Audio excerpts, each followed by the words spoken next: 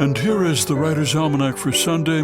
It's the first day of May, 2022. It was on this date in 1840 the first official adhesive postage stamp was issued.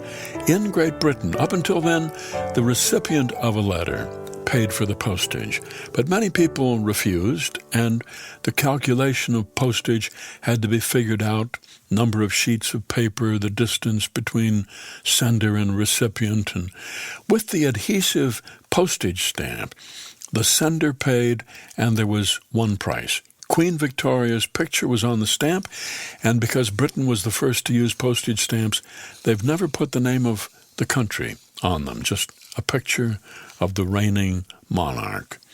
It's the birthday of Joseph Addison, Wiltshire, England, 1672, along with his friend Richard Steele. Addison was an essayist for the newspaper The Tatler and then The Spectator.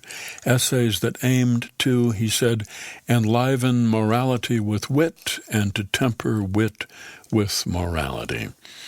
1707 on this date, the Acts of Union joined the kingdoms of England and Scotland into the Kingdom of Great Britain. They'd had a single monarch for 100 years since Queen Elizabeth I died childless. James VI of Scotland became James I of England.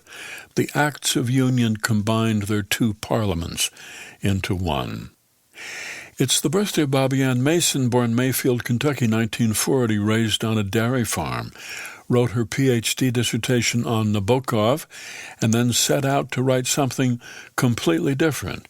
She said, since Huckleberry Finn or thereabouts, it seemed that all American literature was about the alienated hero.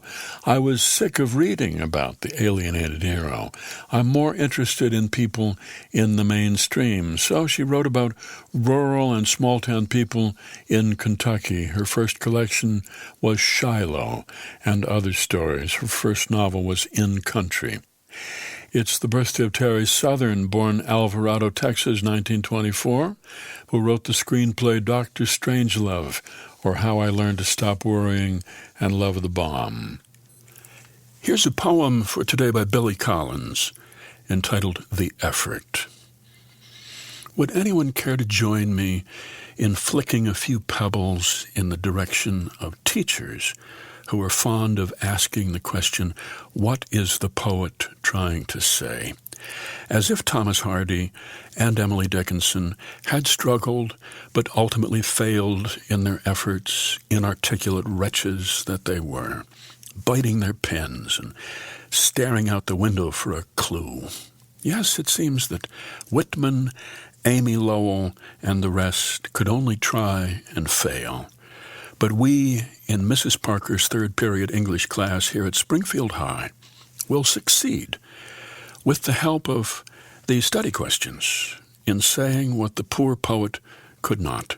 And we will get all this done before that orgy of egg salad and tuna fish known as lunch. Tonight, however, I am the one trying to say what it is this absence means, the two of us sleeping and waking under different roofs. The image of this vase of cut flowers, not from our garden, is no help. And the same goes for the single plate, the solitary lamp, and the weather that presses its face against these new windows, the drizzle and the morning frost. So I will leave it up to Mrs. Parker, who is tapping a piece of chalk against the blackboard, and her students, a few with their hands up, others slouching with their caps on backwards, to figure out what it is I'm trying to say about this place where I find myself, and to do it before the noon bell rings and that whirlwind of meatloaf is unleashed. The Effort by Billy Collins from his collection Ballistics, published by Random House. That's the Writer's Almanac for Sunday, May the 1st. Be well, do good work, and keep in touch.